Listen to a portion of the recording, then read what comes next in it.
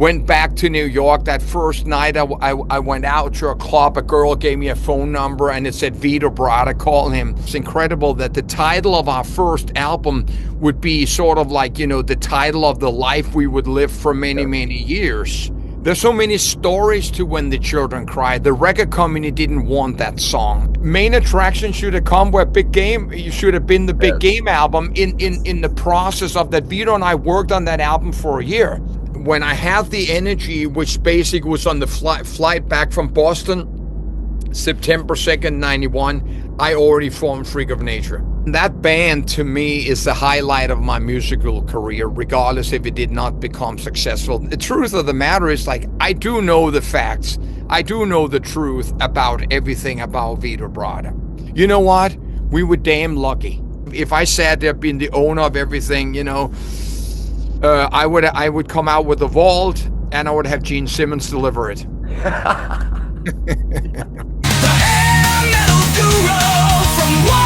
To crew, the hair metal guru, never forget Charlie too. Hey, it's an honor to welcome Mike Tramp to the show. Mike is the founder and singer for the Mighty White Lion, who put out a string of phenomenal albums from 1985 to 1991. He fronted the underrated Freak of Nature for 3 albums, and he's released over 10 solo albums. Mike Tramp, welcome to the show. It's an honor to be there, Anthony. Thank you. And I just got to throw this out there. One of my best friends, his name is Ryan. He's straight and he's married, but he says that if anyone could get him to go to the other side, it's you. So you got that going for you.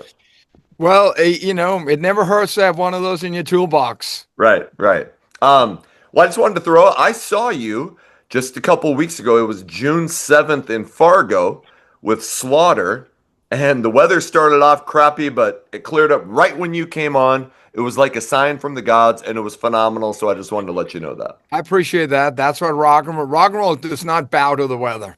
Yeah. So, okay, so the big news is on September 19th, you're coming out with Volume 3 of Songs of White Lion. And Fight to Survive and Cherokee have already been released, and you need to check out the AI video for Fight to Survive. It's wild. When you first released the first edition in 2023, did you know it was going to go this far? No, definitely not. I didn't even know it was going to go to Volume 2, and I've said this before. Had I known that I was going to jump into a trilogy, I would probably have spaced the songs much different over the 3 albums, because the first one, in lack of better words, end up being a bit like a greatest hits. I mean, when you have When the Children Cry, Wait, Little Fighter, and Tell Me on the same album, and Lady of the Valley, then you sort of have covered, the big, well-known songs of White Lion. Now, if I jump to now Volume 3, which is sort of becomes a little bit more collection of the true album tracks, the Outcasts and stuff like that. I'm a huge fan of that album in the way that it feels brand new. It feels like a well-written rock record, and a lot of people have said that to me. Yeah. So that's the bonus about that. Right. So what made you decide like now was the time to go back and reimagine White Lion? Well, that wasn't a plan either, but the thing was, like you so kindly mentioned, after White Lion, I had Freak of Nature for about 4 years. And in 97, I went into the studio and recorded my first solo album and thought that, okay, now I've been basically in 3 bands, given my heart and soul, and what do I got left? I got myself left, and I started a solo career that I was just going to stick with and just take the ups and downs as they came. But I hadn't seen it with Freak of Nature. Actually, the rock and roll press gave me some respect and really focused on Freak of Nature and didn't use every headline with White Lion Yeah, included in that. When it came to my solo albums and when it came to my solo shows, the White Lion title or the White Lion logo would almost always be bigger than Mike Tramp. sure. And I there were nothing in my solo albums that even hinted at the sound of White Lion. Yeah, So it became for many years a battle. And little by little I started adding songs, but you already know that, but maybe not all of the listeners and the viewers know that. I mean, in my solo career, you can lean that up against Petty and the Heartbreakers, Springsteen and the E Street Band. I mean, that's who Mike Tramp is a solo artist, yep, as a songwriter, and it's also what I brought to White Lion as my contribution as starting a song. So that also became a battle because the band members that I had in my solo bands were not guys that were going to play that, 8 notes, 80 rock and roll, right. and the big guitars and stuff like that. It was quite the contrary. Right. And while you talk about your solo career, Stand Your Ground from 2021, I loved Recovering the Wasted Years, and you're right, it's got that Tom Petty-ish feel. If you're a White Lion fan and you haven't checked out those albums, I highly encourage you to. They're So, true solo albums. I think that a solo album should represent who the artist is when they're by themselves. I mean, with some other musicians, yeah, not continuing the sound of a white. I mean, the late and the very great Eddie Van Halen always said, "Why am I going to do a solo album? I'm already playing the solo album in yeah, Van Halen." I mean, that's the way he was. So he would not have gone out and do a solo album where he would have done something different. He was already feeling that. But the truth of the matter was Mike Tramp wasn't doing that because as an being brought up in the late 60s around Neil Young and Dylan and a lot of the folk in Denmark, yeah, my songwriting starts from that place. right. So the second I had ended White Line and also Freak of Nature bands, and I was now to write for my Tramp, not just the lyrics, but also the music, it would truly represent me in that form of matter. Right. Most fans, I don't know if a lot of people know this, but you mentioned being from Denmark. You had a band called Mabel that put out 4 albums. Your first album came out in 1977, if my research is right. Yeah, So no, what? it's pretty scary. Yeah, I mean, you're coming up on the 50th, which is amazing. Yeah. But did that project come close to becoming what you would have called a success? Well, yeah, in my home country, it did. There's a side story to that, and of course, today with the internet and any person turning on the internet are basically capable of reaching out in the dark corners of the world and pick up news and how the weather is and things like that. When I at age 15 and a half in 1976, not even finished high school, walk into the house where the four or the three band members of Mabel lived. They were 10 years older than me, already owned their own house, a production company, PA system, truck, light system, and a road crew. I stepped into a world, of course, I never dreamt about. I never really had, wanted to enter. But the second I stepped across the threshold, it was like signing up with the Marines. There were no getting out of that, Right. I from that day on took that serious and never looked back, and just with every day that went by would learn more. I mean, I was far from ready. I was far from ready for many years, but I started understanding what I was part of. I started writing songs already within a year. So I was in the game. I just wasn't mature. I hadn't completely, I mean, It's just the way it is. Yeah. I just got so early into it. I mean, today you got people that are 15. You got people playing White Line Solo when they're 13 years old Yeah. on YouTube. 1976 was just a different year. Yeah. Um, when you moved from Denmark to New York in the early 80s, was it 82. to have Mabel go and make it happen over in America, or what? How did that decision to move come? Yeah, but as we came around to the early 80s, basically being 1980, and that time I was 19 years old, Yeah. and I was now writing all the songs for the band. Yeah. I was the loudmouth in the band. My hair was grown. I was, of course, leaning myself towards the American bands that were now, specifically Van Halen, Yeah. with Roth in the center. That's what I wanted, and that's what I was preparing myself for every single day. And in the summer of 82, we went to New York and landed and were called Lion. Okay. And for half a year, we played the New York clubs Right. for just a sandwich, and just, Okay. but this was 1982. I mean, just go back and see the albums that were released at that time. It was the birth of MTV. It was the birth of David Letterman. There was so much positive energy within that world that we wanted to be in. Yeah. So, I mean, it was even the year, I think, the Spinal Tap came out, Yeah. Yeah. It was just, I mean, everything was just right.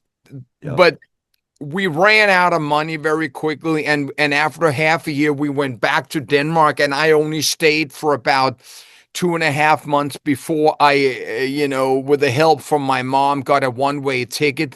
Went back to New York. That first night, I went out to a club. A girl gave me a phone number, and it said Vita Bratta. Call him, and and the following week I called Vito, and it happened to be that in November of 82, I had played a show with Lion, and Vito's band was also playing that show, a band called Dreamer. They were playing cover songs, Yeah. and we had sort of met, but not exchanged anything. But people say that night, the audience, or some people in the audience, were talking about that the singer from that band and the guitar player from that band should get their asses together and start a new band. And eventually time would eventually show that that's what we did in about April of 83.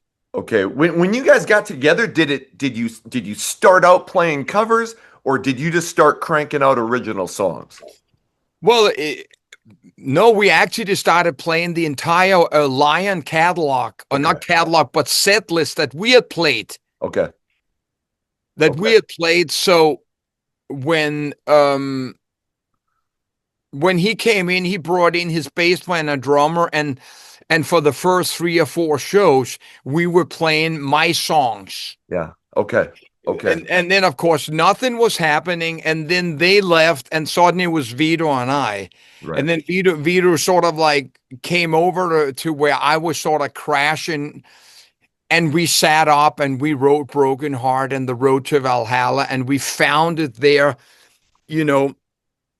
what would be the first pillars, the first seed in the ground of what would eventually be White Lion. Yeah. So you put out Fight to Survive in 85, but Don't Break Through until 87. That's 10 years after your first release with Mabel. Like, were you frustrated by that time? Well, it's sort of incredible that today I'm frustrated, because today a year, you almost live a year in one day. Yeah. Back then, I mean, I always say this, like when your parents, when in my case, my mom, I was raised by just my mom. You said this is gonna have to wait till next week. It felt like 50 million years. Yeah. Now it's kind of like, as we're talking about Volume 3 coming out and stuff like that, we're already being booked at the end of 26, and we're already talking about what is next in album and things like that. I don't even get a chance to breathe yet. Sure. before you're already kind of like, and it's not necessarily because the world is waiting for it. It's quite the contrary. Who the hell is waiting for something when there's no record store? But it's just one of those kind of things that Yeah.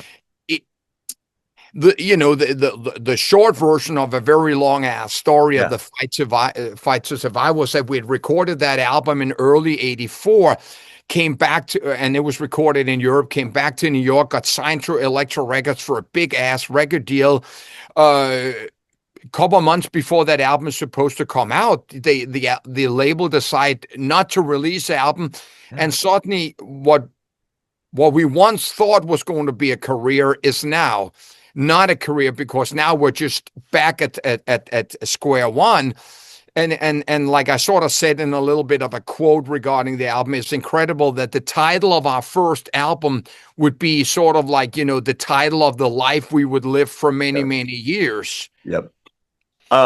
When shoot, it wasn't until maybe 1990 that I think most of us even knew that Fight to Survive was your first album. Most of us just thought Pride was it because we hadn't heard about that album. Yeah. Anyway, That's true. And, I mean, in many ways, I mean, of course, it is the first album, and it just happened, and it's just a very, very strange story and things like that.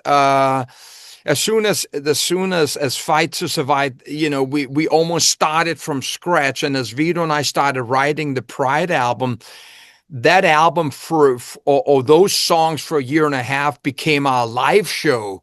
yeah, So when we go in once again in January of 1987 to record the Pride album, it is like going on stage. We know those songs inside and out, which is why to us it is the true first album representing the band, the classic first Van Halen album, first so many other bands album. There is that live, the sound of the club shows are caught in the recordings, because we've played those songs so many times with feedback monitors, like with guitar strings that break, yeah, all the stuff that you take with you, and you just say, I know this song backwards. yeah. That's how confident I am in that song. Right. And so Pride goes double platinum and weight is massive. But When the Children Cry was so dramatically different than any of the ballads that were hitting at that time. Were you surprised when that song took off? I think in reality, if you had the chance to talk to Vito, which nobody will have, and sort of, we were surprised about everything. Okay. From the second, we had recorded the Pride album, and our managers, with the help from the record company, threw us out on the road as a classic. This is how you break a band. This is how you break an album. Get on the road. Yeah. We just did the same thing every day. Get up, go to a new town, get up on stage, jump around, play the shows, meet the fans after, so and so and so. There's so many stories to When the Children Cry. The record company didn't want that song, but our Okay. managers pushed really heavily on it.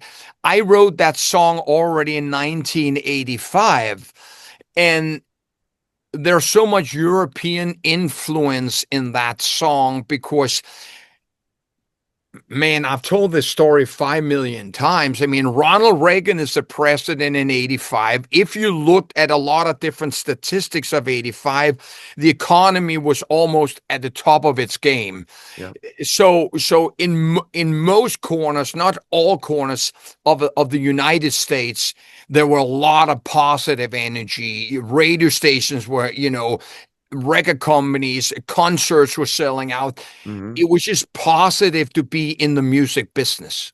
Yeah. But here I am sitting singing No More Presidents and All the Wars Will End, apologizing to the children of the next generation about the world we have destroyed. I can only say that a lot of my upbringing and being very aware of world matters from a European side brought me to writing that song, but I never really thought about really what it was I was writing. Today, 2025, going on stage singing that song with Ukraine and Russia being at war for the last 3 to 4 years, Yeah. so many corners of the world, there's wars. We don't even know about it, but it is. It's kind of like it's like a fire that never burns out. It's just Right. ongoing war. Yeah. That song is sort of the anthem in many ways. Yeah, I think it's one of the most important songs of that era. And so I would love to hear what it was like touring with AC/DC. And I appreciate you going over this stuff. Our fans, everybody's been clamoring for this interview for a long time. So Yeah, no, I know. I appreciate that because I mean, there are days when I just sort of want to brush it away. And then there's days that when you ask me a question like that, I go, you know what? We were damn lucky. yeah, We're damn lucky. I mean, at the time with AC/DC, which was asked us to tour with them, we were already on tour with Aerosmith. So yeah, I mean, this was like, I mean, we couldn't be in a better situation. We were selling 1 million records. So we weren't just a support band, we were a special guest. yeah, Um you mentioned before about 10 years after starting Mabel, I'm sort of almost going in to record the Pride album. yeah. um in 1976, I also sit down in the Mabel house and listening to High Voltage. Oh, yeah, And who the fuck would have known that 12 years later I would be on the road with AC/DC for 2.5 months, standing at the monitor board or at the soundboard every single night watching one of my favorite bands. yeah, You know what? It was just that big.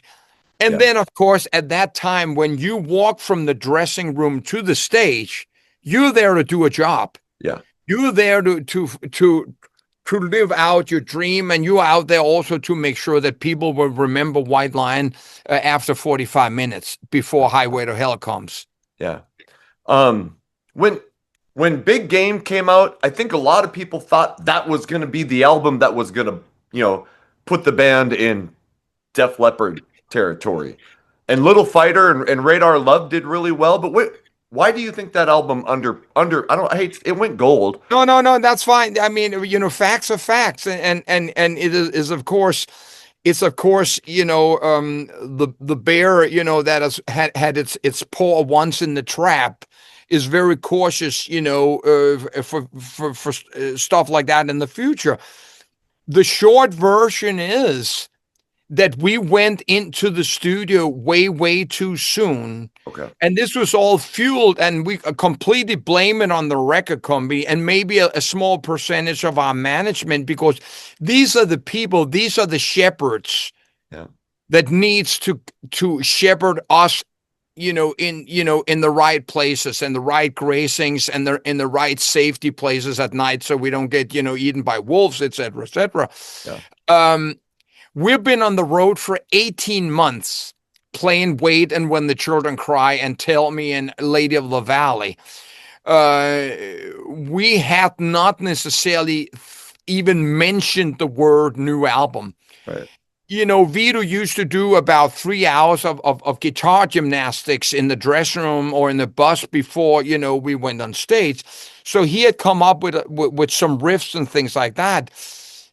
But only a week after we finished the last show in November of 88, Vito and I go into a deserted motel in Palm Springs, California, and over 10 days write the Big Game album. Oh, wow. Okay. Okay, now, like I mentioned before, the Pride album not just it took, about 1.5 years, both live on stage and rewriting it, rearranging it in the rehearsal rooms in the weekdays before we went into the studio. By the time we went into the studio to record the Big Game albums, the band hadn't even played those songs in a rehearsal room. Right. Okay. Okay. So you never, this is the car that never gets a chance to be test driven. And 500 miles down the road, the engine blows up or the electronics just go malfunctions because things need to be tested. Right. Okay. Sure. completely get And that. you're right, there are a lot of great songs on that album, Yes. and not to sort of jump away from that, but getting a chance to redo these songs on volume 1, 2, and 3 was one of the points. And I'll just throw this out is while you mention it again, which it's coming out in September, is that going to be the last one, or do you know? Well, I There- mean, there are some what I would call scraps left. I could do a volume 4. I Right. don't think that will be the following up, Yeah. but let's say that I decided to do that by myself down the road Yeah. for a bonus thing for people to to purchase and shows and stuff like that. These days we do stuff that are just different, because we have only so much left. I mean, almost the only thing we have left is the live show. Yeah. Sure. My favorite album is Main Attraction. Came out in 1991. My brother got married to Till Death Do Us Part. But the times were changing that year. Did you feel like Atlantic was behind you at that time? And what do you remember about putting that album and out and grunge hitting?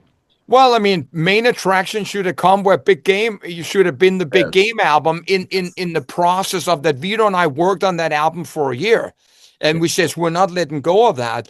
Yeah. Now, in that time period of us writing and arranging and testing that album, yeah, grunge came around. The alternative, I think sometimes people forget about it, and I certainly have no problem both admitting and also understanding it, is that the word alternative is basically when somebody want an alternative to something, then maybe they've been tired of. I mean, alternative to the classic cheeseburger I have every Thursday. I'm going to have an alternative to that. And here's one thing. The industry is more to blame for this than the bands. Yeah. Because when you go back, and maybe one day a documentary in lack of other documentaries will happen, once a record company had success with one band, they went out and signed 5 bands that looked and almost sounded the same. Right. Instead of going out and saying, no, we already have Motley Crue. We already have Metallica. We already have White Lion, stuff like that. We don't need another one. I mean, they never went out. I mean, Atlantic, Atco never went out and signed another Led Zeppelin. Right. Right. There were plenty contenders. Yeah. And it's just one of those things that when you look back, the industry is more to blame than the bands, because the band catered to MTV were goading us to do wilder and wilder videos. Right. And act more unnatural. Yeah. Nobody was going to come with a black and white, Jeremy video in '88. Of course. When Motley Crue and Bon Jovi and Poison had just fucking smashed you with colors, you weren't going to come out and be Nirvana. Yeah. Because you might as well put a gun to your head. That's just the way it is. It was very tough. But then, of course, once we got into 91, things went really quickly because MTV slammed the door in everybody's face and said there's no space for this kind of haircut anymore. Yep. Regardless of you writing a new song sounding like that, that's also something you, of course, discover. Once you have a sound and a style, you can't suddenly come out and sounding like Alice in Chains. It's just not going to work. Right. When did, and I know you've told, but when did you realize White Lion was over? At what point did you say, okay, that's it? I mean, yeah, I mean, it's probably more about a combination of things happening that once you kind of stock up on those things that have been happening along, the release of Main Attraction. We have a big, massive, successful European tour. We come back to Europe. James Lomenzo, bass player at Greg D'Angelo, drummer, leaves the band. Yep. Vito and I feel that we're not going to really get faced by that and get 2 fresh guys in. We feel the band sounds really good. We go out and test it out on a 3-week American club tour.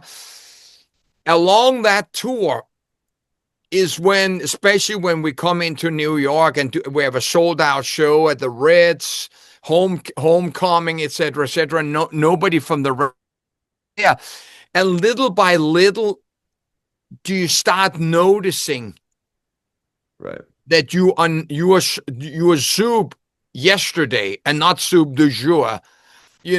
For those who don't understand French and I don't speak it, today's soup. We are yesterday's news. Yeah.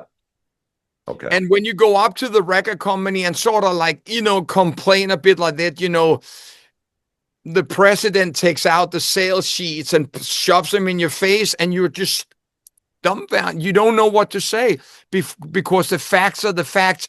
You are a product that is not necessarily selling as much as you should. And in supermarkets, you get taken off the shelf Yeah. or not reproduced, et cetera, et cetera. And then those things led me somehow to go, okay. And, Vito and I never really had a close friendship outside the music. We were very close when we wrote the songs. We never even once had one argument in our 4-album songwriting. But besides that, we had no life together. So when you in a moment like that reach out or feel that you want to hear something, you are in doubt, maybe you want to hear from your partner, which Vito, of course, was. Yep. You just want to hear, and that camaraderie, like a marriage, when your wife or stuff like that, or you to come back and say, okay, we're just going to have to cut down in the budget. We're not shopping in the expensive supermarket. We're going, you're doing something together. You're making a decision together, but this is how we're going to do. Add that to other different things, and suddenly I felt very powerful. I had money in my bank, and I just, Vito, when we play Boston, on Thursday, which was going to be the last show in this little tour, it'll be the final White Line show. And he really just looked at me and went, okay. And we didn't speak about that for 20 years. Okay. And the following week, when we sort of made that announcement within our circle, record company didn't call. Management didn't call. T-shirt company didn't call. Publisher didn't call. All the people that basically were making money and taking commission of us did not call and go, hey, man, why don't you just go 2 weeks to Hawaii, come back, we'll sit down and look at it. Because in reality, White Line had 4 albums, ready or still contracted on Atlantic Records that we could have pushed for. Right. Right. So we could have played the game really smart and things like that. And we could have started, we didn't know it about that time, but in those years, we were really with Main Attraction. We were really exploding in Korea and Indonesia and Philippines and stuff like that. And a smart manager would go, you know what? Let's just give Kurt, like Chris and Eddie some time to just go around in the military shorts. We're going to go to Asia and become kings. Right. We could have made a plan. We didn't make a plan. And here we are today, almost 40 years later. Okay. That's fantastic. That's exactly what I was hoping. Because, all right. Freak of Nature. And I have those CDs. I have a framed ad for the first Freak of Nature album downstairs in my basement. You released 3 albums with them. Definitely, not White Lion. How do you look back on that project now? Well, I definitely look back on it, and that when I had the energy, which basically was on the flight back from Boston, September 2nd, 91, I already formed Freak of Nature. Okay. I knew what it was going to be. And obviously, I took everything, the positive in White Line and the negative in White Line. And what I knew some sort of from the start was that I was going to form a band with 70s roots, but a band that wrote the songs together. Okay. A band that I knew that I was going to use a lot of my money to fuel this band. But I knew that for this band to stay together and be very creative, it would have to be a band when everybody was contributing. Okay. And that became after the first year, which was sort of like 92, which I was forming the band, and a few members got switched out. uh I dialed that in and knew that that's what it was going to take, and to create that sound, and for it to be a legit band and not just Mike Tramp's new band. Right. And like I said early on when we started, the press were really, especially the European press, which was basically where we broke the band and spent our time, Yeah. really gave the band in its own birth, its own, sort of like that, because there was no white. It was just happened to be that the singer was a guy who sang in White Lion, Yep. but he has not brought anything into that band from the past. Right. Right. So what leads, like, when do you decide, okay, Freak of Nature is done? Yeah, obviously that's it. It's and that band to me is the highlight of my musical career, regardless if it did not become successful. The two Freak of Nature album before Outcast, the final one, Yep. is some of my proudest moment, where there's nothing, if I went back, that I would change. Not a hair on my head, not raising one of the instruments in the mix more. Right. It was just perfect. I found that moment, but it was too good to be true. Um, when I started seeing the guys losing a little bit of energy, Okay.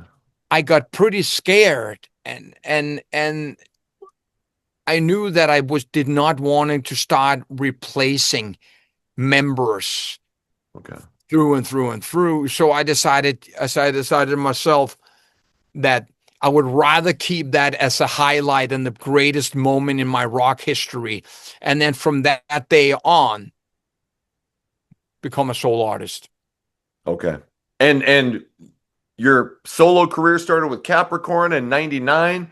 You put out Stand Your Ground in 2021, and I know you did another one where I think you're not singing in English is your last Yeah, one. no, I mean I've done two. Yeah, I mean I have, in reality, I have 16 solo Yeah. albums, and plan still to continue that record. The problem is just a lot of the live shows, especially in America. The posters just get more and more white line, and I really want to separate that. Yeah. Now with volume 1 through 3 and white line being a live band, and playing the classic songs, there is a space for me doing the solo albums. If I get the chance to tour as a full band, I don't know, but I'm doing a lot of solo shows Yep. where I am mixing in the songs with some of the White Lion songs, and that becomes more of a storyteller, where I can jump in and out of the songs, and combine Little Fighter with uh, Cobblestone Street and Trust in Yourself, and saying that the songs come from the same fingers and the same mouth. Yeah. And I've just got a couple questions left. This has been amazing. Like, what keeps you consistently really? You have been incredibly prolific over your career.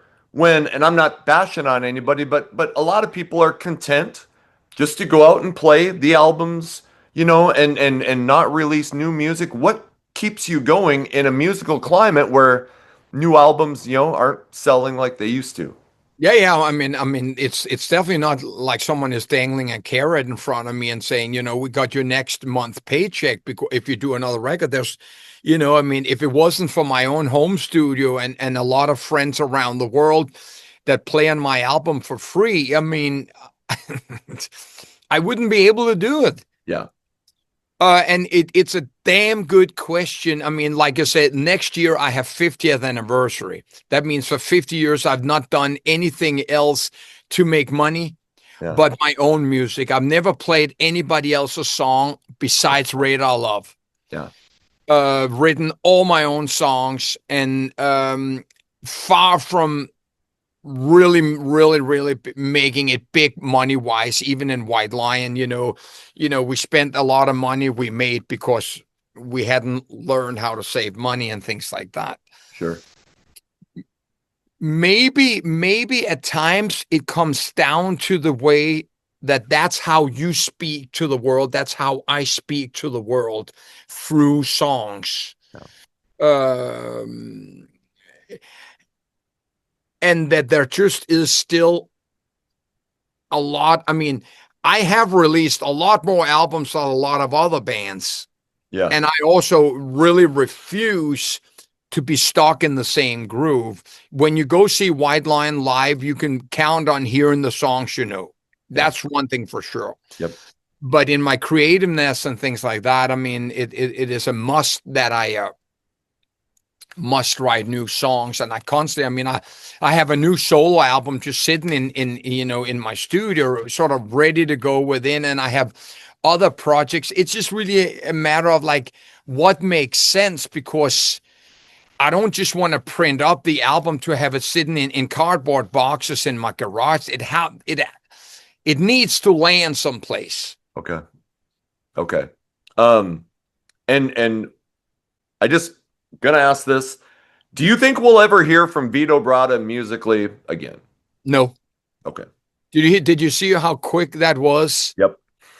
Yeah. And I am probably about the most frustrated person, because I feel that I constantly have to be on the defense, because he has chosen to go into his cave. Yeah. There's no pictures existing. There's none of anything. He doesn't even want to come out and just make a quote or something like that. Yeah. So he's chosen that it's better to keep the mystery and stay silent. But that mystery and staying silent can only last for so long, because as days go by, I am pushed to having to reveal more than I really wanted to, because the truth of the matter is, like, I do know the facts. I do know the truth about everything about Vita Bratta. I just wish that even if he just come out and just say something, that he can put me down, he can do whatever it was, but he's not going to silence me. He's not going to stop me from playing music. Yeah. And I've invited him many ways. I've even asked him, I says, if he wanted to do a project that wasn't called White Lion. I mean, sort of like not comparing ourselves, but when Page and Plant got together the first time, they didn't call it Led Zeppelin. They did this, what is like Walking to Clarksdale or things like that project, just to see where the songwriting would go. What does he say when you mention that, or does he say anything? Oh, I don't want to talk about it. That's how quickly that's getting shut down. Okay. Yep. All right.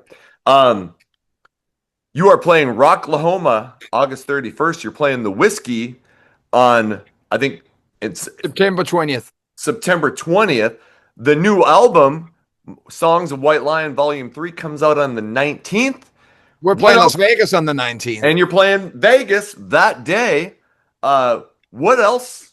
I mean, man, you got a lot of... And I'm putting everything on red. What's that? I'm putting everything on red. That's a good idea. What? So you got a ton of shows coming up the rest of the year. Go to MikeTrampOfficial.com and you'll see all the show dates. You got the new album and apparently a solo album waiting. You're a busy guy. Like, what else do you have planned for the near future? Well, I mean, I think that, unfortunately, we are forced. A line that I've lived with and a quote that I've lived with since I heard it in the movie, the Clint Eastwood movie, Heartbreak Ridge, where he says, adapt, improvise, and overcome. And it's like a situation is given to us, and we're just going to have to make the best out of that. Yeah. We're also defenders of the faith. We believe in classic rock. We believe in that a song has to be written by a person and certain things, and we're fighting these elements that are threatening us, holograms, you know um I mean, they came out with this phenomenal APA show in London where you're in the audience and you believe it's the band on stage, and it's probably going to be Kiss next Yeah. or something like that. I mean, we're up against, we are the last. We Hmm. are the last rock. I mean, there's not never going to be another classic giant rock band Yeah. because the audience are overnight sensation kind of people, and then they move on to something else. So, you know, yeah. But I do think that some of us still enjoy to take our guitar out the case and just sit and play it there, and just remembering, and also enjoy the feel and the sound of an instrument that's almost over 100 years old. Well, judging by the crowd that I saw when you were in Fargo, I mean, people love that you are still out there doing it. And this is the 40th anniversary of Fight to Survive. Has there ever been any talk of like a box set for the old Well, White? because there's no real record, nah, I mean, it's we're not joined on that, and there's a lot of people owning the different things. So like if I said they've been the owner of everything, I would come out with a vault, and I would have Gene Simmons deliver it. Okay. Okay. All right. So Songs of White Lion, Part 3, September 19th. Mike Tramp official, show dates. Mike Tramp, you have just been an amazingly prolific person. I loved seeing you live a couple weeks ago. Thank you so much for coming You on. got it, Anthony. Appreciate it.